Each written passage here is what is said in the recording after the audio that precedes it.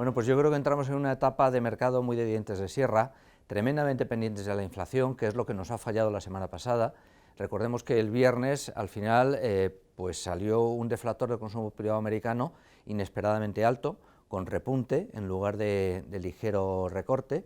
y esas décimas de repunte pues le han metido cierta tensión al mercado. De hecho, la semana iba a ser ligeramente bajista, lateral, al final ligeramente bajista, pero el viernes el golpe fue duro, porque la expectativa obviamente está centrada en la inflación y que continúe suavizándose, porque si no los bancos centrales se pondrán nerviosos y querrán subir tipos pues más agresivamente, y era la primera vez el viernes pasado que la inflación americana, medida como deflactor del consumo privado, que es el indicador que sigue la FED, más que la inflación general,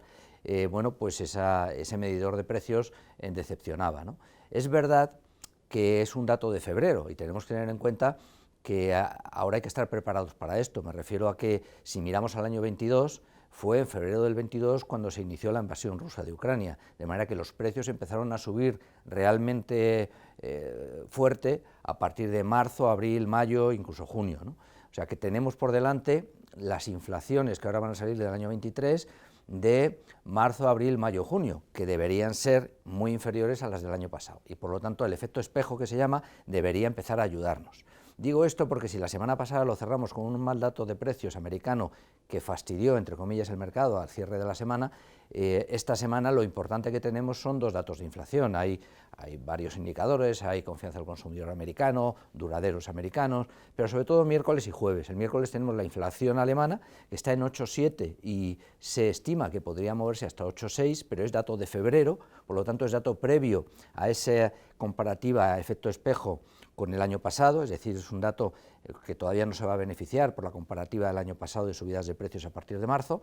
y bueno, pues vamos a ver si baja de 8,7 o no, después de ver lo que hemos visto el viernes pasado con la inflación americana, ¿no? Y el jueves tenemos la inflación europea, ¿no? La inflación europea está en 8,6, debería moverse hacia 8,1, 8,2, 8,0, pero vamos a ver si lo consigue, porque hasta que no lleguen, insisto, los datos de marzo, abril, mayo, pues no va a haber una continuidad en esa bajada de inflación. Y lo que nos podemos encontrar esta semana, por tanto, es que datos de precios en Alemania, Europa, que tal vez no sean tan buenos como se espera, vengan acompañados de otros datos como duraderos americanos, confianza del consumidor, ISM manufacturero americano, etcétera, que van acompañando pero que no mueven mercado, y que si esas inflaciones decepcionan un poquito, pues vamos a tener otra vez una semana floja. Lo bueno que tiene esto es que el mercado ha corrido mucho al principio del año, de manera que no cambia el fondo de la situación, porque es un movimiento natural que las rebajas de inflación, la suavización de la inflación, se vaya moderando hasta que llegue marzo, abril, mayo, junio, ¿no? Y por lo tanto esto era relativamente previsible, ¿no? O sea que nos queda un poquito de recorrido, y lo bueno que tiene, como digo, es que el año ha arrancado muy fuerte en enero,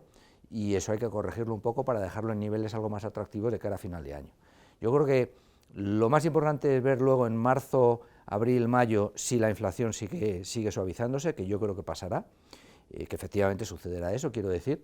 y estos recortes que estamos viendo estos días pues son más